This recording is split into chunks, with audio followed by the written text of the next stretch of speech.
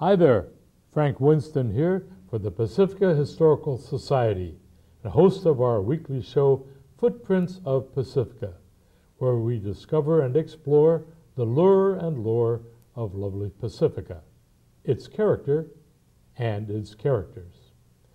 This week's show introduces and welcomes Helen James, who is really one of the pioneers of Pacifica. And we're going to focus on her and learn some of the activities and organizations with which she was involved. But first, give us an idea of when you came here and actually where did you come from? Nobody started in Pacifica back in those days. Well, actually, I grew up in Duluth, Minnesota. This was a lovely town, and a town that had great recreation. You could walk to swimming in the bay, children could, or you can walk just almost out your door and go tobogganing or skiing or skating. There was just so much going on and so much activities. There was a town that believed in their children and believed in doing things for their children. In our high school, we even had a pipe organ. And a beautiful auditorium with all the drapes and all this equipment that a beautiful auditorium would have. Well, it sounds so attractive. What prompted you to leave it at some point? Well, it was a small town in some ways, and it just seemed wonderful to go off to another town. And I was so pleased during the war, my husband decided to take a job out here in San Francisco. He had his choice of the East Coast or the West Coast, and I was so pleased he chose San Francisco. And that was in the 40s you came to 43. the West Coast. And then when did you move to Pacifica? Well, I worked for a while at in the Provost Marshal's office during That's the war. Military police? Yes. That at the Presidio? Yes. Okay. And that was with the group that was reviewing the newspaper files, the Japanese newspaper files, in order to, they had Korean ancestry and other people who could speak Japanese well, interpreting or going through the papers to interpret what was said there, in the hopes of finding truly which people were loyal to the country and which weren't. So you were classified with top security and that sort of thing? Oh, I don't think it was very top security, but but it was an interesting job.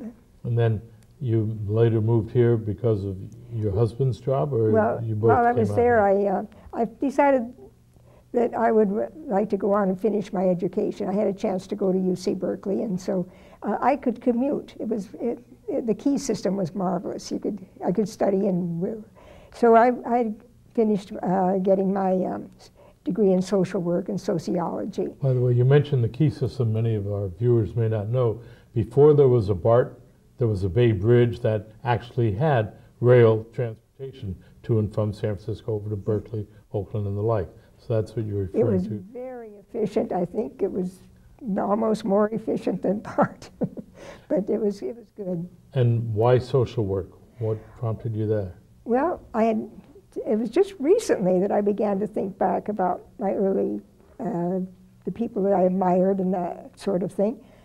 And I was surprised that popped into my mind, one of my early heroines was Jane Addams of Hull's House in Chicago. Mm-hmm. And she was a socialite, but who really believed in helping people to get ahead. And she was helping in the immigrant area, and I just really admired what she did. I've read about you and some of the things you've done, and apparently you have that same spirit because you've gotten involved in so many things. You and your family, or your husband, moved to Pacifica in what year? Oh, 1954. Okay, so you were here before the incorporation. Yes. Actually, I wasn't really a pioneer, I guess. But well, anyone who was here in 57, by this show's standards, you were a pioneer. Okay. Now, so you were here before the battle. In fact, there were two, one in 54 and one in 56 or 7 to incorporate. But did you get involved in that area of the politics at the time? No, not so much, because there were some other battles going on. What and the other one was to pay for our schools, to get schools. And the state was helping to fund schools in these areas where they were building houses so fast for the veterans coming back. Mm-hmm. And they were building them faster than they could collect taxes or get the money together. And so the state would help to finance these schools. But the people had to show they really wanted them by bonding themselves up to a certain percentage of their district capabilities. In those days, that was before Pacifica became incorporated. Right. There was still a school district, The school districts and that had to were come active. up with the bonding. Yes. Okay, but what prompted the move towards the incorporation in your opinion? Why was it so both a close vote, and what were the advantages to be? Because you told me before the show you favored the incorporation. Yes, I did, because it meant getting better services. We could see the handwriting on the wall. We were not getting very good services from that way off place in Redwood City in the county. We really needed to bring more closer to us. The coast side has always been a little bit independent from the rest of the county because of the hills, and we always talk about going over the hill. So it just seemed like it was a good idea. And then, of course, there was the other cities, San Bruno and South City and others, beginning to start picking up some of our land and incorporating it into their areas. And then when we heard they were planning to use it for a dump, well, that really was definitely one reason we wanted. But I could very much sympathize with the people on the other side. People who had lived here for a long time. When you say on the other side, you mean other side of the hill, or no, opposition? Opposition okay, to this. Because they've lived here a long time. This is a beautiful place. They had settled in. There was a way of life here that they knew would change once that incorporation came in. Well, let's talk about that, some of that way of life, because the transportation situation, even the use of telephones, was very restricted in those days. Could you share with us some of the differences that were things we take for granted today? Yeah, well, actually, for a long time there weren't any telephones, and then they finally got an exchange at the Anderson store. But when we moved in, people were coming in so fast they just couldn't set up the lines fast enough and get it organized. So we couldn't get a telephone at first. We got one because I had a child under 2 years old eventually. And I think then we were still on a party line, or could only use it for certain hours. A party line is another term our youngsters don't know. Yeah, two people could talk at the same time. You'd hear somebody else's conversation. Might be on your line. No private lines at all. You each had a certain ring, and that would let you know. Or if you didn't have some may not have even had a separate ring. If the phone rang, you picked it up, and whoever was calling said the name of the person they wanted to talk to, and okay, they talked to them, and most of us just hung up and went about our business. From the transportation standpoint, how did you get around between communities, or even over the hill or San Francisco? Well, that was another challenge. The buses ran probably every hour at the most, and never at night, and that was one reason why the schools did not want to incorporate with the other schools. And this is jumping into another topic, but we've just felt that at one point the state mandated the schools had to merge, and we would be part of the Jefferson High School district. But it just seemed we would not be able to communicate with them, because one time I had to go over to Jefferson High School, and I had to take a bus and go into San Francisco, and from San Francisco take the bus back to South City. It took me an hour. And then the night, there was no way. So we couldn't go to meetings. There would be no way to express our needs. When the period was for the incorporation, you also needed county services, sheriff, and police, and all that. You didn't have those of your own in the city yet. No. Well, the fire was established already. You had a fire district. Yes, and quite a strong volunteer group. Mm-hmm. Now, you got involved in many community activities, but you also had several children early on before you got involved in some of these activities. What was the first activity you can recall where you teamed up with others in Pacifica for some benefits? Well, actually, the very first Sure. was shortly after we moved in. We moved in the spring, and it was during the summer they started having meetings for an election that was coming up. And the Democrats group was having a candidates night. And we didn't know much about what was going on, but my husband said, well, I'll look after the kids, you go. So I went, I think probably at Sharp Park School, I went down and we were in a classroom, and I just sat down at one of the children's desks, and I took out a pencil and paper because I wanted to be able to remember what we talked about and what they said. And so I was just sitting there with my pencil and paper and there was only a few other people yet. And all of a sudden I looked up, and here was this elegant woman. If you could imagine a Gibson girl, probably in her middle 80s. Well, this was Edna Laurel Callan. What a dynamic woman. And she had organized the Democratic group. And she came swooping up to me and she said, oh, great.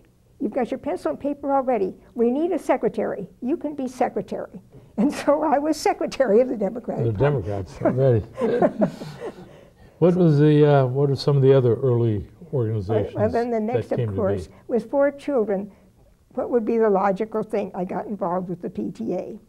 So my daughter started kindergarten that first year. And I got, with that, one of my good friends invited me to join MISPA. And that was really another dynamic organization. Let's stay with the PTA for a minute, because I've been told that back in those days, it was a pretty powerful organization. The parents were really tuned into the schools and the responsibilities, and they were a powerful lobbying group and the like. Yes. So you were in it from the beginning here in this town. Well, just about, oh, well, no, actually, I have an article I found where the Sharp Park PTA had been going for 30 or 40 years before the groups in the two school districts united. So that was really the pioneering group. I hate to keep saying this because actually, relatively, I probably was among the early group. But the PTA was very strong, and they just had a lot going. And without having much to do in the community, we didn't have much with television either, because if you're behind the hill, you couldn't get television. So there was only standing room only at PTA meetings. We just had a great time. Everybody pitched in and helped. If the school needed something, you talked to the parents and they worked it out. Someone knew someone who would help. It was a really good, powerful organization, and it felt good to be working with it. So that was working with the schools, with the students, but you mentioned another one early on, MISPA. Tell me about that. Well, that was an organization that got started with a circle at the Little Brown Church. And it... you refer to a circle, is that like a friendship circle that grows out of a Well, they called them, I guess some of the churches called them circles or other groups. The various kinds of churches had different names for them. The Little Brown Church was a non-denominational church. But so they called them circles, but it was groups of women that got together. They would make things for the church. They would try to raise funds for the church. They had different purposes. This particular group really had strong efforts, and they did quite a bit for the church. They helped with the getting a new robe for the minister, and then they got he never had one before, and they actually did something about rugs for the floor. And eventually, though, they moved on because the church became more of a Presbyterian church, and there were women who belonged to other faiths. We have women of all faiths in this group. But they did do one thing. They stayed with a small number of people because it worked better. They found that way everyone either took a job or they either took an office or a chair or something. Yeah, a chairmanship. Or if they couldn't work, then they became not exactly retired. Inactive, yes. Okay. And they could have almost all the privileges of coming to things and doing things, but they didn't have to work as much, and they didn't have a vote. When you talked about fundraising, what were the various kinds of activities in those days at that level that brought in the funds? Well, there was the old-fashioned cake sales, and there was the There were quite a few different ones, but we were surprised to find that the most money we could make was through a rummage sale. Mm-hmm. And we became quite experts at it. There weren't very many groups having big rummage sales, and people began to look forward to ours. We'd have them in March, so that was just before Easter, so if anybody wanted to buy their Easter outfit, they could. And we had some nice things there. Because in those days, the big corporations that clothing corporations would give us new clothes that had the distressed things. Mm-hmm. You know, we took the distressed merchandise. Little and defects here and there. Yeah. Okay. And then, what did you? One of the early activities that you brought to the community. By the way, you mentioned that there were only 25 women, and so if one became inactive, that became a vacancy. But you did not want to get more than 25 at a time. Was there a reason for that? Yes, because we found that number in a group worked well together and stayed together. And as a result, now this is an organization that had no other connections, but they have survived. Next year will be 60 years. Just because 6 years in Pacifica. 60 years. In fact, it's only in Pacifica. Yes. It's not connected with any other Yes, national organization. Provides services. What are some of the early services that are still going on today? Well, one is the blood bank. We had a member who became ill in the blood bank and or became ill and needed blood, and so the members found it very difficult to get into town to donate, and it was very expensive, and the people didn't have a lot of money at this time, so they decided to contact the blood bank in town and see if we couldn't have them bring a unit out here, and they did. And so for years, twice a year, we had them come out and we would find a place to provide the blood bank. Finally, the schools, after Proposition 13, had to charge for the rooms. So then we got together with the Moose, and they were starting to have a blood bank also.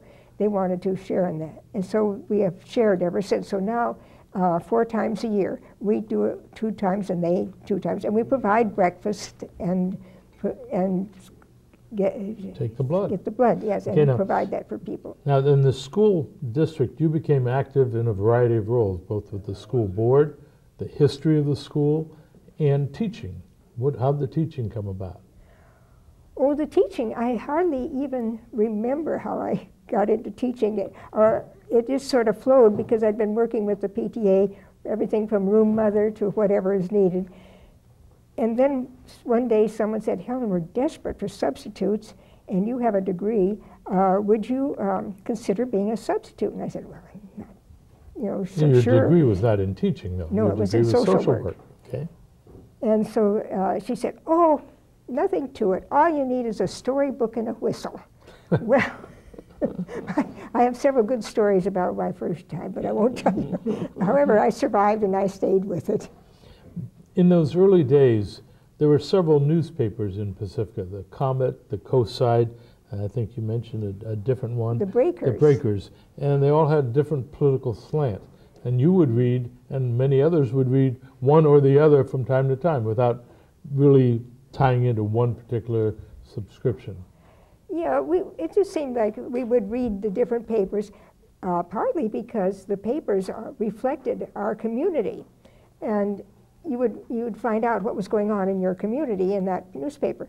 Sometimes the Breakers had more of a story on something that was taking place, and then sometimes the Tribune would have more of a story. It just depended on which one was writing about what you were interested in. And then the newspapers would begin to reflect the political views, and that could get pretty hot sometimes. In your years here, you mentioned that there was a panel discussion that had an impact upon you and Pacifica that was memorable. Yes, it really did. And this was the Sharp Park PTA doing. They put on a panel discussion, and they had people such as Bertha Anderson from Anderson's Store come and talk about what it was like here on the coast side between the 30s and 40s. And that was so interesting. I was just fascinated, especially with what Bertha Anderson had to say. She was talking about how the railroad was still running, and she had to run down to the railroad tracks and catch her child before it ran the little 2-year-old was running down to the tracks. That's the Ocean Shore Railroad Yes. back in the 20s. Now, in addition, in your early days, or actually after you retired, you got involved with the studio, and I must make mention of the fact that you're still involved as one of the camera people. We were short a camera person tonight because Helen James was on this side, or talent as we would call it tonight. But you were back before it was Channel 26? Channel 8 it was called. Channel 8. Yeah. And you operated a show with others, Seniors in Action, which ran for about 5 years, and then also an exercise class. I mean, that was before the Jane Fondas of the world were showing how to exercise. You were doing that with other volunteers. Well, I helped produce the show. But first I should say, the show that I was somewhat involved with the Seniors in Action, but John Elliott, that was John Elliott's show, and the Seniors show. And I had my own show, or I should say the school district. I was representing the school district. We had a show called Education Spotlight, and we would go into the schoolrooms and show parents what the children were doing with math, or what they were doing with reading. And when it came time to choose new reading books, I remember I went around to the schools and videotaped the different 2 or 3 classes where they were trying out the new books, so that parents could actually see what was being planned. And that was a show to help parents find out what was going on in the schools. Today's generation can pick up something this small and hear music that's stored inside, see films that are stored inside, TV shows and so on. But in your day, they taped, and the tape was so valuable, nobody stored it. They tried to reuse it in. Share with us about the value of the tape. Yeah, let me tell you a little bit about some of the things we did. Okay, as far as the tape, we were using generally what they called 3/4-inch tape. It was the professional tape, and there were big ones, and they either ran 20 minutes, 30 minutes, or sometimes almost an hour long. And the station was too poor to buy them themselves, so they would get them secondhand from the bigger studios. And of course, when the bigger studios felt they couldn't use them anymore, then they'd pass them on to us. So you had to, if you were out on a shoot, you took about, if you needed 3, you took 6, because you knew you were going to have glitches and all sorts of things, and one might stop right in the middle and you'd have to switch to another one. They were not very good tapes. And then after we taped the show, we'd edit it, and then we'd have a red dot to put on the one that was to be saved, and all the other tapes were sent back to be reused again. And even our red dot shows, we were only supposed to keep 3 on hand at a time. So the station, unfortunately, has lost some very, very fine shows as a result. You couldn't store them at that time. But the other thing was, the surprise to me was the equipment, because I often ended up doing remote work. If you had a remote, the batteries were quite large. You carried them around a big belt because you needed quite a few. And the camera was separate from the recorder, so you hung the recorder over your shoulder, put the camera on the other shoulder, and then you had them hooked up together. And you hoped your batteries would last, and you wouldn't have to take too many changes. Helen, another organization you were belonging to was the AAUW. Could you share with us how that came to be? Yes, in 1957, when the AAUW formed, I joined along with my friend Catherine Griffiths, the one who invited me to join MISPA, said, "Come on, Helen, let's go." So we went, and the initials stand for American Association University Women. Yes. So you were an elite group already. Go ahead. Yeah, and it was I guess anyway. It was a good group to belong to. There was always something interesting to talk about. They tried to. They were doing a lot of good things for the city too, and so I wasn't as active in AAUW. I was reasonably active. I would do just 1 or 2 shots, things that didn't take very long to do, because